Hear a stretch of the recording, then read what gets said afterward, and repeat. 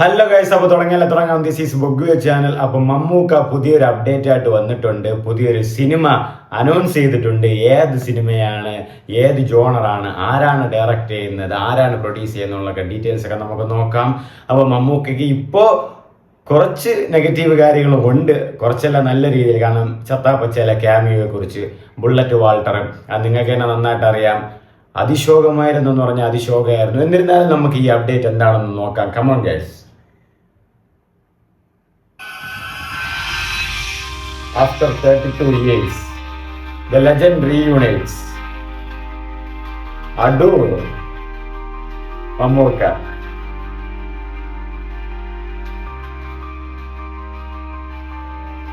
Grace Anthony. പദയാത്ര.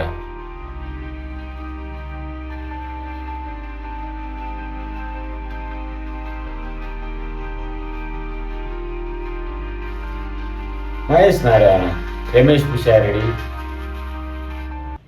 എനിക്കൊന്ന് അടൂർ ഗോപാലകൃഷ്ണനും മമ്മൂട്ടി ഒരുമിക്കുന്ന ഒരു cinema വരുന്നതെന്നാണ് തോന്നുന്നത്. സിനിമയുടെ പേര് പദയാത്ര. അതിൻ്റെ ഒരു പൂജാ സെറമണിയാണ് ഈ ഒരു അപ്ഡേറ്റ്. മിക്കവാറും മമ്മൂട്ടി കമ്പനി തന്നെ ആയിരിക്കും ഇത് പ്രൊഡ്യൂസും ചെയ്യുന്നത്. അപ്പോൾ കണ്ടിട്ട് ഒരു ലെജൻഡ്, രണ്ട് ലെജൻഡും റീയൂണൈറ്റ് ചെയ്യുന്നൊരു പടം തന്നെയാണ്. അവരുടെ മുമ്പത്തെ പടങ്ങൾ നിങ്ങൾ തുടക്കത്തിലെ സെറ്റിങ്ങിൽ കണ്ടു കാണും. ആ ഒരു വൻ പടങ്ങളെടുത്ത അതേ ലെജൻഡ്. രണ്ടുപേരും ഏജ്ഡ് ആയിട്ടുള്ള നല്ല വയസ്സുമുള്ള ആൾക്കാരാണ് രണ്ടുപേരും. അതുപോലെ അവർ പഴയ കൂട്ടുകെട്ടാണ്. അപ്പോൾ എനിക്കൊന്ന് ഈ വീടും പശ്ചാത്തലമൊക്കെ കണ്ടിട്ട് എനിക്കൊരു നോർമൽ പടം അല്ലെങ്കിൽ ഒരു അഭിനയ മുഹൂർത്തമുള്ള പടം വരാനാണ് സാധ്യത കൂടുതൽ. പേര് കണ്ടിട്ടും അങ്ങനെയാണ് തോന്നുന്നത്. അത് നോക്കാം. സലീം, മമ്മൂക്ക,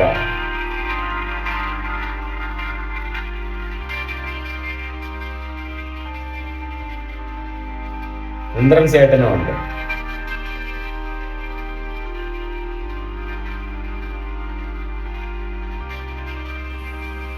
മഹേഷ് നാരായണ.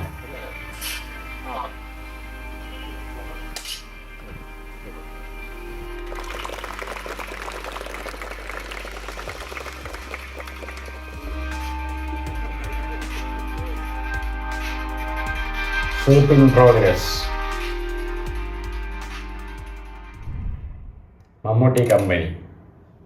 അത് തന്നെയാണ് കേസ്. അപ്പോൾ മമ്മൂക്ക പുതിയൊരു സിനിമ അനൗൺസ്മെൻറ്റുമായിട്ട് വന്നിട്ടുണ്ട്. സിനിമയുടെ പേര് പദയാത്ര എന്നാണ്.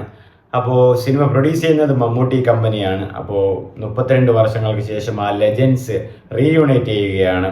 മമ്മൂക്കയും അടൂർ ഗോപാലകൃഷ്ണനും. സംവിധാനം അടൂർ ഗോപാലകൃഷ്ണൻ തന്നെയാണ്. സിനിമയിൽ വരുമ്പോൾ ഇതിൽ എനിക്ക് കണ്ടതിൽ വെച്ച് ഗ്രേസ് ആൻ്റണി ഉണ്ട്, പിന്നെ രമേശ് പിഷാരടിയൊക്കെ നിൽക്കുന്നുണ്ടെങ്കിൽ മമ്മൂക്കയുടെ കൂടെ ചുമ്മാ ഒന്നാണെന്ന് അറിഞ്ഞൂടാ. പിന്നെ ടെക്നിക്കൽ ടീമിൽ മഹേഷ് നാരായണനൊക്കെ ഉണ്ട്.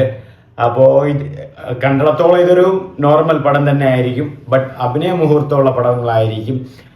ആ വീട് ചുറ്റുമാണ് കാണിക്കുന്നത്. ഇനി ആ വീട് ഒരു നോർമൽ പഴയ പശ്ചാത്തലമുള്ള ഒരു നാടൻ വീട് അല്ലെങ്കിൽ ഒരു തറവാട് അങ്ങനത്തെ സെറ്റപ്പാണെന്നും അറിയില്ല. ബട്ട് എന്നിരുന്നാലും അഭിനയ മുഹൂർത്തമുള്ള ഒരു പടം തന്നെ ആയിരിക്കും. ഒരുപാട് ഒച്ചപ്പാടും കാര്യങ്ങളില്ലാത്തൊരു പടം തന്നെ ആയിരിക്കും.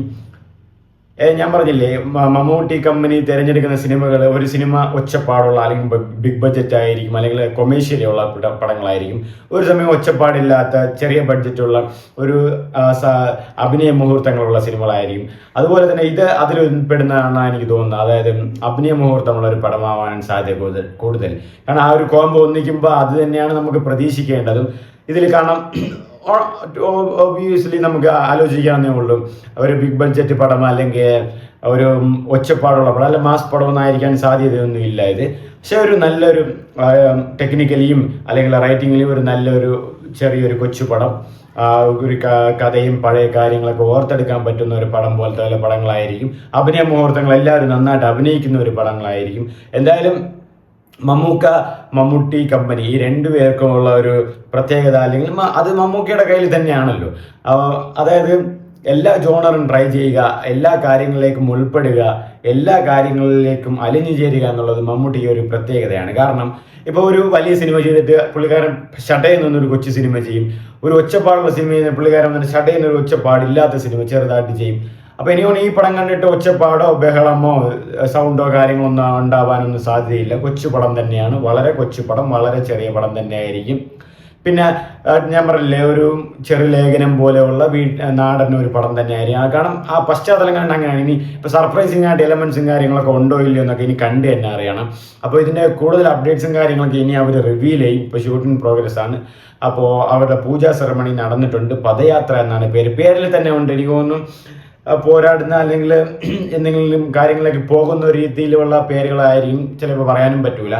അപ്പോൾ സിനിമയിലും നമ്മൾ കണ്ട ഒരുപാട് പരിചിത മുഖങ്ങൾ തന്നെയാണ് ഉള്ളത്. അപ്പോൾ നന്നായിട്ട് മമ്മൂക്കയും എനിക്ക് തോന്നുന്നു മമ്മൂക്കയും ഇപ്പോൾ ഒരു ക്ഷീണം തോന്നുന്നുണ്ട്. വീഡിയോയിൽ നിങ്ങൾ കണ്ടാൽ മനസ്സിലാവും. പക്ഷെ സിനിമയിൽ നമുക്ക് എങ്ങനെയാണെന്ന് നോക്കാം. സിനിമയിൽ നന്നായിട്ട് വരും എന്ന് തന്നെ വിശ്വസിക്കാം. അപ്പോൾ തീർച്ചയായിട്ടും ഒരാളെ ഒരു സിനിമയെ കൊണ്ട് വിലയിരുത്താനോ അല്ലെങ്കിൽ ഒരു സിനിമയെ മോശമായെന്ന് പറഞ്ഞ് തള്ളിക്കളയാനോ അങ്ങനെയുള്ള ഒരു സംസാരങ്ങളൊന്നും ഞാൻ ചെയ്യാറില്ല. കാരണം നമ്മൾ ഒരു സിനിമയാണ് സംസാരിക്കുന്നതെങ്കിൽ ആ സിനിമയിലേക്ക് വരും. അതങ്ങനെ തന്നെയാണ്. അതായത് ഇപ്പോൾ ചത്താപ്പച്ചയിലെ മമ്മൂക്കയുടെ സീന് നമ്മൾ സംസാരിക്കുമ്പം വാൾട്ടർ എന്ന സീന് അട്ടർ ഫ്ലോപ്പായിരുന്നു, അതിൽ സംശയങ്ങളൊന്നും വേണ്ട. കാരണം അതിൽ മമ്മൂക്കയ്ക്ക് നിർഗുണ ക്യാമിയായിരുന്നു, ഒരാവശ്യമില്ലാത്ത ക്യാമിയായിരുന്നു. ആൻഡ് അഫ്കോഴ്സ് ആ സമയങ്ങളിൽ മമ്മൂക്ക വന്നില്ലെങ്കിലും പടം ചുമ്മാ അവിടെ പോയെങ്കിൽ എന്തിനാണ് വെറുതെ കുത്തിക്കയറ്റിയതെന്നും എനിക്ക് പിടിയില്ല. പിന്നെ ഹൈപ്പ് കയറ്റിയുണ്ട്, ഹൈപ്പിന് കാണിക്കണം എന്ന് പറഞ്ഞ് കയറ്റി, പക്ഷേ ആ ഹൈപ്പെല്ലാം അപ്പാടെ തന്നെ അവിടെ ഫ്ലോപ്പായി.